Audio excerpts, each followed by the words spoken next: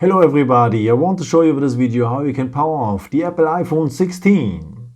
And I think you've realized it already. If you're long pressing here the power button or the side button, you wake up zero with. But how to power off the phone? For that you will need next to the side button as well the volume down button.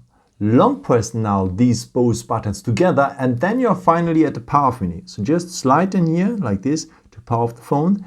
And maybe for the very first time you will see this message here and just tap here on OK. That means that you can locate your iPhone as well if you have turned off your phone with the last position.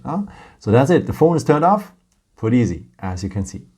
I hope I could help you with this video and answer your question. And yeah, maybe if you want, you can leave me a nice comment or give me a thumbs up. That would be very helpful for my videos. Thank you so much for.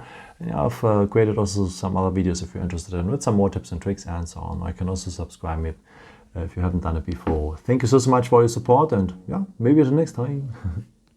Ciao.